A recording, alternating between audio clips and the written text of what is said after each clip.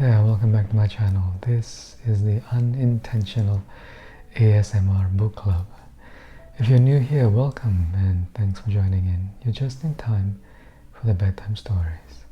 Tonight's book is called Smith of Wootton Major.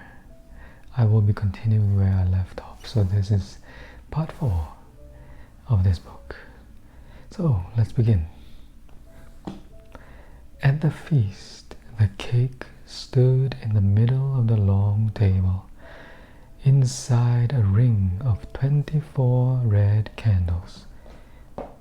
Its top rose into a small white mountain, up the sides of which grew little trees, glittering as if with frost. On its summit stood a tiny white figure on one foot, like a snow maiden dancing, and in her hand was a minute wand of ice sparkling with light. The children looked at it with wide eyes, and one or two clapped their hands, crying, "Isn't it pretty and fairy-like?" That delighted the cook, but the apprentice looked displeased. They were both present, the master to cut up the cake when the time came, and the apprentice to sharpen the knife and hand it to him. At last the cook took the knife and stepped up to the table. "I should tell you, my dears," he said, "that inside this lovely icing there is a cake made of many things to eat, but also stirred well in there are many pretty little things, trinkets and little coins and whatnot, and I'm told that it is lucky to find one in your slice. There are 24 in the cake, so there should be one for each of you, if the fairy queen plays fair. But she doesn't always do so. She's a tricky little creature. You ask Mr. Apprentice." The apprentice turned away and studied the faces of the children. "No, I'm forgetting," said the cook. "There's 25 this evening. There's also a little silver star, a special magic one, or so Mr. Prentice says. So be careful.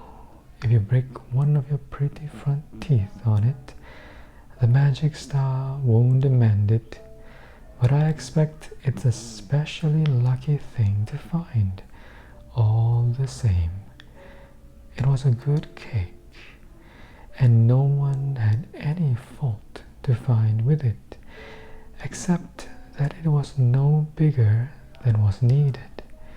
When it was all cut up, there was a large slice for each of the children, but nothing left over. No coming again. The slices soon disappeared, and every now and then a trinket or a coin was discovered. Some found one, and some found 2, and several found none, for that is the way luck goes, whether there is a doll with a wand on the cake or not. But when the cake was all eaten, there was no sign of any magic star. "Bless me," said the cook. "Then it can't have been made of silver after all. It must have melted. Or perhaps Mr. Prentice was right, and it was really magical, and it's just vanished and gone back to fairyland. Not a nice trick to play, I don't think." He looked at Prentice with a smirk, and Prentice looked at him with dark eyes, and did not smile at all. All the same, the silver star was indeed a Fay Star. The apprentice was not one to make mistakes about things of that sort. What had happened was that one of the boys at the feast had swallowed it without ever noticing it, although he had found a silver coin in his slice and had given it to Nell, the little girl next to him. She looked so disappointed at finding nothing lucky in hers. He sometimes wondered what had really become of the star, and did not know that it had remained with him, tucked away in some place where it could not be felt, for that was what it was intended to do.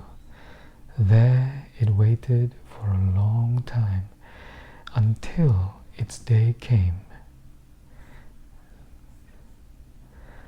Alright, so that was part of that story. I hope you enjoyed listening to that reading.